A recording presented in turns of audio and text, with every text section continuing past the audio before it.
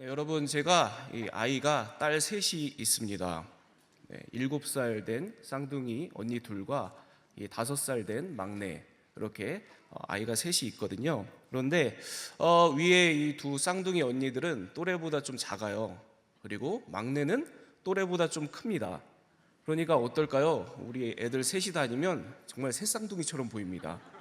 그것도 저하고 얼굴이 똑같은 애들 셋이 이렇게 주르르 이렇게 다니는 것을 보신 분들이 있을 거예요. 교회에 이렇게 다니다 보면 안세현 목사님 얼굴이 똑같은 애들이 셋이 다니네요. 여기서 저랑 얼굴이 똑같은데 머리만 이렇게 긴 애들이 셋이 이제 교회에서 돌아다니고 있는 것을 여러분들이 보실 수 있을 겁니다. 이 세 아이들을 제가 키우면서 어려운 순간들이 있겠죠. 당연히 있는데요. 그런데 그 중에서도 특별히 좀 이렇게 어려운 때가 있습니다. 그걸 좀 소개시켜 드리고 싶은데, 이게 뭐냐면 이 세 아이를 제가 똑같이 챙겨주면 참 좋잖아요. 똑같이 챙겨주고 똑같이 이렇게 사랑을 해주면 좋은데, 그런데 때로는 선택을 해야 될 때가 있더라고요. 셋 중에 한 명을 부득이하게 꼭 선택해야 되는 순간이 있었습니다. 장난감이 딱 한 개만 있으면 그 중에 한 명한테 줘야 되는 거예요.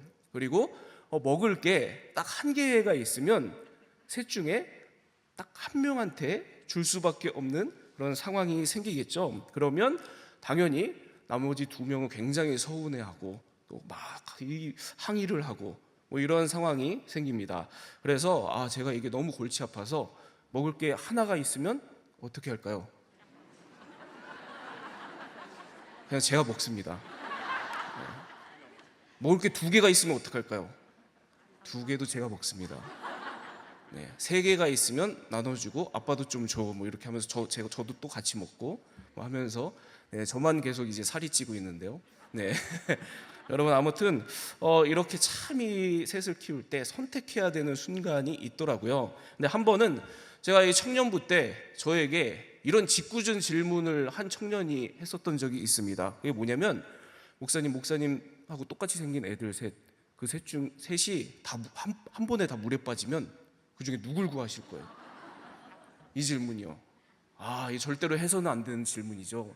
절대로 이게 서로 간에 이게 하면 안 되는 참 질문인데, 그런데 이 질문을 한 거예요. 그래서 계속 대답을 하라는 거예요. 그래서 제가 한참을 생각을 하다가 어떻게 대답을 했냐면, 셋 중에 나랑 제일 똑같이 생긴 애부터 구하겠다, 이렇게 대답을 했습니다. 왜 그러냐면 다 똑같이 사랑하는데 제일 미안해서, 저랑 제일 똑같이 생겨가지고 늘 미안한 애가 한 명이 있거든요.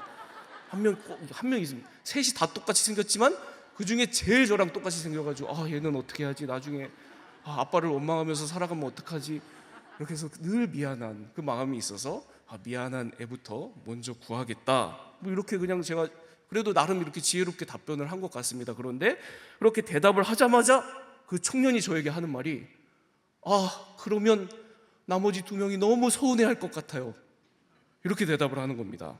여러분, 저한테 질문을 왜 한 걸까요? 어떻게든 저를 넘어뜨리려 하는 그 시험을 저한테 안겨주려고 그렇게 질문을 한 거라는 것을 제가 확실히 느낄 수 있었습니다. 근데 제가 그날 결심을 했어요. 무슨 결심이냐면, 어떻게든 우리 애들을 물에 빠뜨리는 일은 하지 않겠다라는 굳은 결심을 했습니다. 그런데 제가 그렇게 결심을 해도 꼭 물에 빠질 정도는 아니더라도 항상 셋 중에 한 명을 선택해야 되는 일이 반복해서 꼭 생기더라고요. 셋을 다 사랑하고 싶은데, 다 주고 싶은데 그 중에 한 명을 선택하는 것 참 쉽지 않았습니다. 한 명을 선택하면 나머지 두 명은 서운해하고 나머지 두 명을 사랑하지 않는 것이 아닌데 마치 버린 것처럼 그렇게 여겨지게 되는 이 시험거리가 이 세 아이들을 키우면서 참 이때로 어려운 순간이더라고요. 여러분, 오늘 말씀, 우리가 함께 봉독한 이 말씀에서 이 로마 교회 성도들도 바로 살아계신 하나님께 이런 의문거리가 있었던 겁니다. 도대체 왜 하나님은 누군가는 선택하시고 누군가는 버리시는 걸까? 왜 하나님은 같은 엄마 배에서 나온 쌍둥이인데 야곱은 선택하시고 에서는 버리셨을까? 왜 하나님은 똑같이 하나님의 부르심을 받은 백성들인데도 예수 믿는 이 복음으로 살아가도록 우리 그리스도인들은 선택을 하시고 저 유대인들은 버리셨을까? 참 이 하나님의 이 선택에 대한 아주 난처한 이 시험거리의 질문을 던진 겁니다. 여러분, 우리도 지금 이 로마 교회 성도들의 이 질문처럼 때때로 사랑의 하나님이, 공평의 하나님이 왜 차별을 하실까라는 의문을 가질 때가 있잖아요. 왜 긍휼의 하나님이 나에게는 이렇게 구원의 은혜를 주셨는데 내 남편은, 또 우리 아이들에게는 하나님께서 구원의 은혜를 베풀어 주시지 않을까, 이런 생각을 할 때가 있습니다. 그리고 반대로 살아계신 하나님께서 왜 저 사람에게는 저렇게도 큰 은혜를 주시고 잘 나가게 하시는데 왜 나는 이렇게 내버려 두실까? 바로 이와 같은 하나님의 선택이 우리 인생에 펼쳐진다는 것을 우리가 느끼고 이 하나님의 선택에 대해서 불만을 가질 때가 있습니다. 서운할 때가 있죠. 여러분, 오늘 바울이 이 로마서 9장에서 바로 이와 같은 난처한 질문을 다루는 겁니다. 왜 하나님은 이렇게 나를 만드셨습니까? 왜 하나님은 이렇게 우리를 만드셨습니까? 바로 이 난처한 질문을 받는 하나님에 대해서 이제 바울이 안타까운 마음으로 변론을 하는 겁니다. 오늘 바울의 이 말씀 보면서 우리를 선택하시는 하나님에 대해서 오늘 우리들이 알아야 할 것을 두 가지로 좀 나누도록 하겠습니다. 우리를 선택하시는 하나님에 대해서 알아야 할 것 첫 번째입니다. 우리 하나님은 토기장의 권한을 갖고 계신 분입니다. 우리 하나님은 토기장의 주권을 갖고 계신 분이라는 말씀입니다. 우리 오늘 말씀 20절과 21절을 우리 함께 보겠습니다. 함께 읽겠습니다. 시작. 이 사람아, 내가 누구이기에 감히 하나님께 반문하느냐? 지음을 받은 물건이 지은 자에게 어찌 나를 이같이 만들었느냐 말하겠느냐? 토기장이가 진흙 한 덩이로 하나는 귀히 쓸 그릇을, 하나는 천히 쓸 그릇을 만들 권한이 없느냐? 여러분, 바울은 이 질문에 대해서 이렇게 이야기를 하는 거예요. 우리는 다 진흙과 같은 존재들이라는 겁니다. 그리고 하나님은 그런 진흙과 같은 우리들을 그릇으로 만드는 토기장이시다라는 이야기를 합니다. 여러분, 우리들은, 하나님께서는 우리들의 토기장이시고 우리는 그 하나님, 토기장이신 하나님의 손에 쥐어져 있는 진흙이라는 겁니다. 여러분, 하나님의 손에 쥐어져 있는 우리들, 이 진흙은 여러분 그냥 땅에 있었던 진흙입니다. 이 진흙이 그러니까 여러분 꼭 그릇이 되어야 되는 법이라고 하는 것은 없는 겁니다. 그러니까 이 진흙과 같은 우리들을 그냥 내버려 둘지, 아니면 귀하게 쓰일 그릇으로 만들지, 아니면 천하게 쓰일 그릇으로 만들지, 그 선택은 전적으로 토기장이신 우리 하나님의 주권에 달려 있다는 겁니다. 여러분, 그런데 우리는 당연하다고 생각을 하는 거예요. 왜 내가 이렇게 천한 그릇으로 있어야 되는가? 저 사람이 저렇게 귀하게 쓰임을 받는데 나도 그렇다면 당연히 귀하게 쓰임받는 그릇이 되어야 하지 않겠는가? 하나님 좀 공평하셔야 되지 않나? 하나님께서 당연히 저 사람도 나도 우리들을 다 귀한 그릇으로 만들어야 된다, 당연히 우리들에게 이렇게 하셔야 된다고 생각을 하는 겁니다. 여러분, 그런데 바울은 그렇지 않다고 얘기를 하는 거예요. 여러분, 우리는 진흙입니다. 저도 진흙이고 여러분도 다 진흙입니다. 여러분, 우리들에게는 당연히 그릇이 되어야 하는 어떤 이유도 없습니다. 우리 인생에서 당연해야 하는 것은 아무것도 없다는 말씀입니다. 하나님께서 어떤 것도 당연한 게 없는 진흙과 같은 우리들을 하나님께서 토기장의 권한으로 어떤 그릇으로 만드시던, 그것은 바로 하나님의 선택이고 전적으로 하나님의 주권이라는 말씀입니다. 다만 하나님께서 이렇게 자격 없는 우리들을 쓰임받는 그릇으로 만들어 주신다면 그것은 그저 은혜고 감사할 일이라는 겁니다. 여러분, 저희 집 애들이 이 3살, 4살 때 막 이 종이에 그림을 그리기 시작할 때 일이었거든요. 이 종이에다가 엄마 얼굴도 그리고 아빠 얼굴도 그리고, 그런데 이게 무슨 그림인지 말해주기 전까지 전혀 알아볼 수 없는 그런 그림들을 이제 그릴 때가 있었습니다. 그런데 자기 딴에는 이 무슨 걸작이라도 탄생할 것처럼 굉장히 집중해서 열심히 그리는 그런 때가 있었거든요. 네, 그림을 보시면 그때 그린 그림입니다. 네, 동그라미 하나에 가운데 동그라미 눈 2개, 코 하나, 입 하나. 3살, 4살 때 그린 그림입니다. 이 그림을 어떻게 그렸냐면 보시는 것과 같이 커다란 종이에 구석에다가 그리더라고요. 커다란 종이 구석에다가 동그라미 하나, 눈 2개, 코 하나, 입 하나. 그리고 나머지 그 종이에 핀 여백이 너무 많은데, 그런데 그 그림 조금 그리고 그 흰 종이를 버려요. 다시는 거기다가 그리지 않더라고요. 그리고 또 새로운 종이를 가져다가 또 구석에다가 동그라미 그리고 눈 2개, 코 하나, 입 하나 그리고 또 버리고, 계속 새 종이를 찾는 거예요.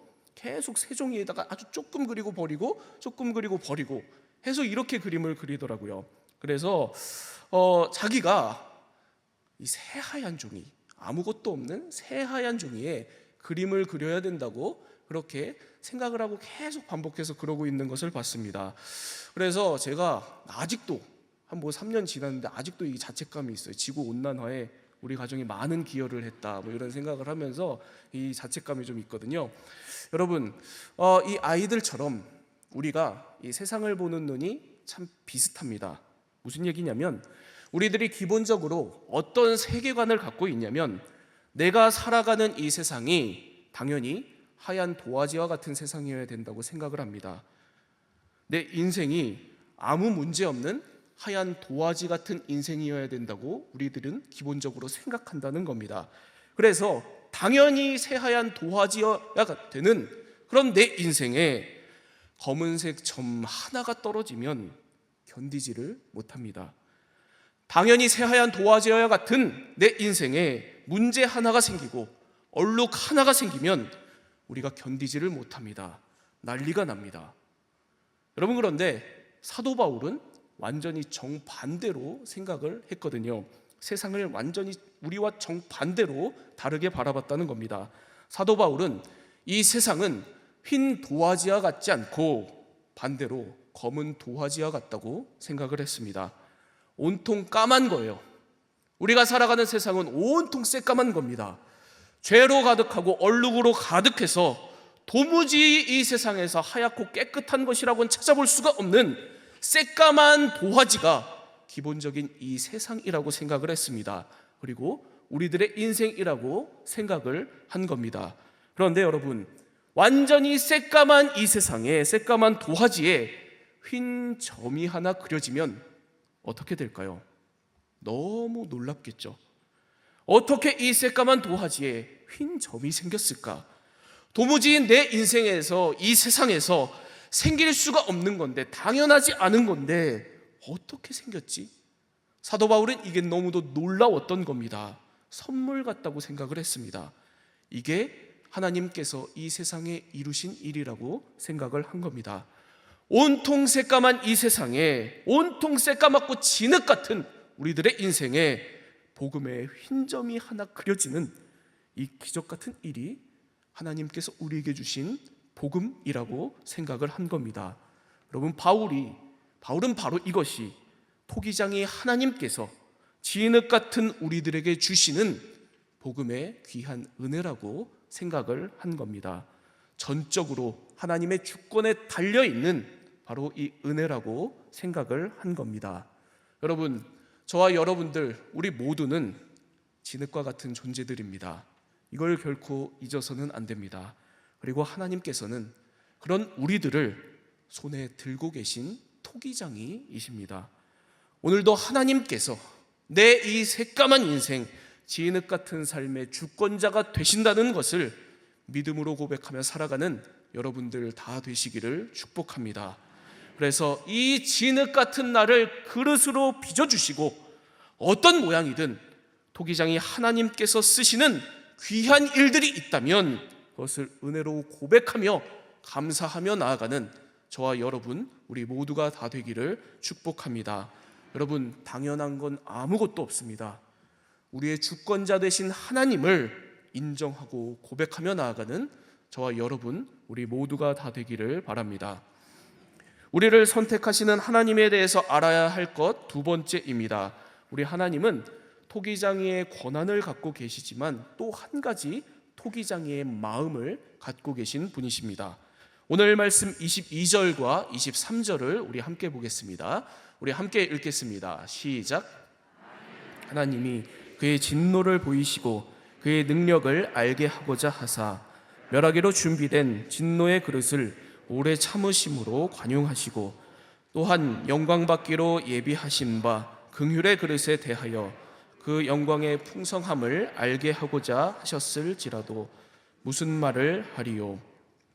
여러분, 어떤 그릇을 만들지 그것은 하나님의 전적인 주권에 달려 있다고 바울이 이야기를 했습니다. 그렇게 선언한 바울이 이제 토기장인 이 하나님께서 우리 주님의 사람들의 이 그릇들에 어떤 마음을 갖고 계시는가, 이것을 이어서 설명하는 내용입니다. 여러분, 바울의 이 설명 두 개의 그릇이 등장을 하거든요. 22절을 보면 진노의 그릇이 등장을 합니다. 그리고 이어서 23절을 보면 긍휼의 그릇이 또 하나로 등장을 하거든요. 이렇게 두 개의 그릇을 들어서 바울이 설명을 합니다. 먼저 23절에 나오는 이 긍휼의 그릇을 살펴보면 토기장의 하나님께서 이 긍휼의 그릇을 만드신 중요한 목적을 바울이 언급을 하고 있어요. 23절 그 부분만 제가 읽겠습니다. 영광 받기로 예비하신 바 그 영광의 풍성함을 알게 하고자 하시려고. 여러분, 하나님께서 우리를 긍휼의 그릇으로 만드셨는데, 그런데 그 목적이 뭐냐면 하나님께서 하나님의 영광을 담기 위해서 만드셨다는 겁니다. 그게 바로 우리 하나님의 이 긍휼의 그릇들의 목적이라는 겁니다. 여러분, 그런가 하면 반대로 22절에서는 진노의 그릇을 바울이 이야기를 하거든요. 이 진노의 그릇은 뭐냐면 하나님의 이 영광을 담지 못하는 잘못된 그릇들입니다. 여러분, 그러니까 하나님께서 만드신 대로 이 본래의 목적대로 쓸 수 없는 그릇들이니까 여러분 어떻게 해야 될까요? 당연히 깨어서 내버려야 되는 그런 그릇들인 겁니다. 그래서 선택받지 못하고 깨어서 내버리는 것이 이 진노의 그릇들은 답인데, 그런데 이 토기장이 하나님의 마음은 절대로 그렇지 않다는 거예요. 바로 깨서 내버리는 게 아니라 가만히 계속 그대로 두시고 오래 참으심으로 지켜보신다는 겁니다. 참고 또 참고 지켜보고 또 지켜보시다가 결국에는 하나님의 영광을 담는 그릇으로 변화될 때까지 이 진노의 그릇과 같은 우리들을 참고 또 참고 지켜보고 또 지켜보는 것이 바로 우리 토기장이 되신 하나님의 마음이라는 겁니다. 여러분, 바울은 여기서 이 두 가지 그릇을 예를 들어서 당시에 이 유대인과 그리스도인들을 설명하는 거거든요. 이 두 가지 그릇 중에 이 긍휼의 그릇은 참 이 보잘것없는 그릇, 형편없는 그릇으로 우리 이방인 출신 그리스도인들이라고 생각을 했습니다. 여러분, 우리가 이렇게 예수를 믿게 된데, 우리가 이렇게 그리스도인으로 살아가게 된데, 여러분, 우리들에게 어떤 자격이 있었습니까? 어떤 우리의 조건이 있었습니까? 뭐가 우리가 잘나서 하나님께서 우리를 이 긍휼의 그릇으로 선택해 주셨을까요? 여러분, 아무것도 없잖아요. 우리에게 아무 자격도, 어떤 조건도 없잖아요. 아무것도 가진 것이 없는 형편없는 그릇이지만 우리 하나님의 마음은 바로 이와 같은 형편없는 그릇에 하나님의 영광을 담고자 하는 이 긍휼의 마음을 갖고 계신 하나님이라는 겁니다. 바로 이 긍휼의 마음으로, 이 하나님의 마음으로 하나님은 우리들을 빚어가신다는 겁니다. 여러분, 그런가 하면 이 두 가지 그릇 중에 진노의 그릇은 하나님께서 이 구약 성경에서 일찍이 선택을 하시고 언약을 주시고 말씀을 주시고 예배를 주신 많은 것을 이미 주신 이 유대인들이라고 생각을 했습니다. 그런데 많은 것을 하나님께서 주셨고 그렇게도 하나님께서 신경 써서 만드신 그릇인데 잘못된 길로 가서 마치 버림받은 것 같은 그런 그릇들입니다. 그런데 하나님의 마음은 그런 잘못된 그릇도 하나님의 영광을 담는 그릇이 다시 되기까지 오래 참으신다는 겁니다. 그 깊은 인내와 관용의 마음이 우리 하나님의 마음이라는 겁니다. 여러분, 우리의 토기장이 되신 하나님께서는 바로 이와 같은 마음을 갖고 계십니다. 우리가 보잘것없는 그릇일지라도 그런 우리들에게 하나님의 영광을 가득 채우기를 원하십니다. 우리가 잘못된 그릇이라고 할지라도 그런 우리들이 하나님의 영광을 담을 때까지 오래 참고 기다리시는 분이십니다. 여러분, 그러니 오늘 내가 참 보잘것없다고 생각이 들지라도, 오늘 내가 잘못된 길로 가고 있다고 할지라도 바로 이와 같은 우리 토기장이 되신 하나님의 마음을 깨달아서 오직 하나님의 영광만을 담는 참된 그릇들 다 되시기를 축복합니다. 오직 하나님의 영광 되시는 우리 주 예수 그리스도만을 담는 귀한 그릇들 다 되시기를 축복합니다. 여러분, 우리 교회에도 다녀가셨던 이 백세 철학자 김형석 교수님의 이 자서전 인생의 길, 믿음이 있어 행복했습니다 라는 책에 나오는 이야기가 하나 있거든요. 이 김형석 교수님께서 본인의 인생에서 가장 부끄러웠던 그런 일이 하나 있었다고 이야기를 하면서 그 이야기를 이제 소개시켜주는 그런 대목이 있습니다.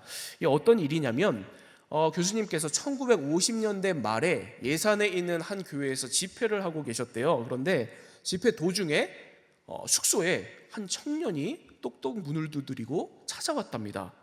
왜 찾아왔는가 이 얘기를 들어보니까 이 청년이 그때 자기 인생 이야기와 신앙의 고민을 쭉 늘어놓기 시작을 하더래요. 그 내용이 이렇습니다. 이 청년이 자기 인생에 원래는 이 자기 집안이 이 유교 집안이었는데 제대로 한번 이 신앙생활을 해보고 싶은 마음에 오래전에 이 자진해서 교회를 찾아갔답니다. 그래서 이 교회에서 열심히 신앙생활을 한 거예요. 열심히 신앙생활을 하고 이 교회에서 아내도 만나고 그러면서 정말 이 교회에서 벌어진 모든 것 열심히 섬기고 봉사하고 그렇게 최선을 다해서 신앙생활을 했답니다. 그런데 그렇게 이제 열심히 하다 보니까 교회를 넘어서서 이 교단의 행사까지 참여를 하게 됐대요. 그런데 그렇게 교회를 넘어서 교단 행사까지 참여를 하다가 보니까 너무 안타깝게도 그 교단의 지도자들이 싸우는 것을 가까이에서 경험을 하게 된 겁니다. 그 싸움판에 휘말려 가지고 한참을 고생을 했대요. 그리고 그 모든 이 힘겨운 상황을 겪고 나서 이 청년이 머릿속에 이런 생각을 했답니다. 그동안 내가 속았다 라는 생각이요. 여러분, 그리고 나서 이 청년의 인생이 어떻게 갈지 뻔하지 않습니까, 여러분? 교회를 떠나서 아주 방탕하게 인생을 살았답니다. 그리고 그렇게 방탕한 인생을 살다가 몸이 다 망가졌대요. 간암 진단을 받고 간이 다 망가진 상태로 고생을 하다가 그래도 내가 다시 한번 소망을 품어보자 라고 생각을 하고 마지막 희망을 품고 이 김형석 교수님의 이 집회에 참석을 했답니다. 그리고 나서 이야기를 하는 거예요. 내가 신앙생활을 다시 제대로 하고 싶은데 좀 도와주세요. 이렇게 얘기를 했답니다. 여러분, 이 청년의 이 이야기를 다 들은 김형석 교수님이 이 청년의 신앙과 인생의 모든 이야기에 가장 중요한 것이 한 가지가 빠져 있다는 것을 발견을 하게 돼요. 그게 뭐냐면 예수님이 빠져 있다는 것을 발견하게 된 겁니다. 젊은 시절에 신앙생활을 그렇게도 열심히 했는데 고생도 참 많이 했는데 그런데 그 모든 신앙과 인생의 과정 속에 예수님을 만난 이야기가 없는 겁니다. 그래서 이 김형석 교수님이 그 청년에게 이렇게 이야기를 해줬대요. 교회에 출석하거나 목사를 보고 따르는 것이 아닌 교회와 목사를 통해서 예수님을 만나는 것이 신앙입니다. 교회가 중요한 것이 아니고 교회 생활이 목적이 아닙니다. 예수님을 만나는 것이 가장 중요합니다. 그리고 그 글을 이렇게 정리를 하시더라고요. 나는 많은 목사와 교회 지도자가 성도들을 교회로 인도하는 것이 아닌 예수님께로 안내하는 책임을 져야 한다고 절실하게 느꼈다. 우리는 나는 숨기고 예수를 만나게 해야 한다. 우리는 숨기고 예수님만 드러나게 해야 한다. 우리가 다른 어떤 것을 담는 그릇이 아니라 오직 예수님만을 담고 예수님만을 나타내는 그런 그릇이 되어야 한다고 하는 그런 말씀이었습니다. 여러분, 우리는 토기장이 하나님께서 만드신 그릇들입니다. 하나님께서는 그러신 우리들이 오직 예수님만을 가득 채우고 살기를 원하십니다. 우리 예수님 안에 있는 충만한 하나님의 영광을 담고 살아가기를 원하십니다. 오늘 내가 어떤 보잘것없는 그릇과 같다고 할지라도 내 조건과 내 형편, 내 능력에 주목하는 것이 아니라 내게 담겨진 예수님만을 바라보고 붙들고 살아가는 저와 여러분 우리 모두가 다 되기를 바랍니다. 그리고 내가 오늘 잘못된 길로 가고 있다고 할지라도 여러분, 그것이 우리 인생의 끝이 아닙니다. 하나님은 지금도 참고 기다리고 계십니다. 돌아오시기 바랍니다. 나의 토기장이 되시는 하나님께 돌아오세요. 그래서 다른 어떤 것을 담는 그릇이 아니라 우리 주 예수 그리스도만을 담는 귀한 그릇 되기를 축복합니다. 그래서 하나님의 영광이 넘치는 그런 믿음의 사람들, 복음의 사람들 다 되시기를 주님의 이름으로 축원합니다. 우리 함께 말씀 가지고 기도하도록 하겠습니다. 사랑의 하나님 아버지, 우리들은 진흙이고 하나님께서는 그러한 우리들을 손에 쥐고 계신 토기장이 되심을 우리가 고백합니다. 하나님, 그러한 토기장이 되신 하나님께 우리 인생의 모든 것을 다스리시고 선택하실 주권이 있음을 우리가 인정하고 고백합니다. 하나님, 우리 인생 그 어떤 것도 당연한 것이 없음을 고백합니다. 하나님, 당연한 것, 그 어떤 것도 없는 우리 인생에 때때로 주시는 하나님의 은혜에 감사하며 살아가는 우리들 다 될 수 있도록 주님 역사하여 주옵소서. 그 하나님의 주권을 인정하고 고백하며 하나님의 참된 백성으로 살아가는 우리들 다 될 수 있도록 인도하여 주옵소서. 하나님, 또한 토기장이 되신 하나님의 마음을 늘 쫓아서 살아가는 우리들 되게 하여 주셔서 질그릇 같은 내 인생에 다른 어떤 것을 담는 것이 아니라 예수님만 담는 우리들 되게 하여 주옵소서. 그리하여서 우리의 삶의 질그릇 같은 우리의 인생에 오직 예수 그리스도를 통해 나타난 하나님의 영광만이 가득하고 드러나는 그러한 믿음의 삶이 되게 하여 주옵소서. 하나님, 우리 상당교회 항전지 선출의 과정 가운데 있습니다. 하나님, 이 모든 과정이 하나님의 주권 아래 있음을 고백하며 나아가는 우리 모든 성도들 되게 하여 주옵소서.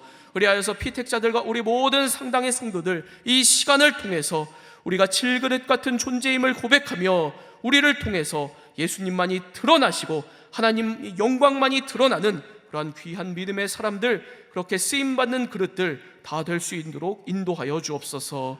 우리 상당교회에 주어진 많은 사역들이 있습니다. 블레싱 대한민국과 일일일성 캠페인 모든 사역들을 통해서 우리가 드러나는 것이 아니라, 내가 드러나는 것이 아니라 오직 우리 주인 되시는 예수님만이 드러나고 하나님의 영광만을 드러내는 믿음의 그릇들 다 될 수 있도록 역사하여 주옵소서. 우리 주 예수 그리스도의 이름으로 기도합니다. 아멘.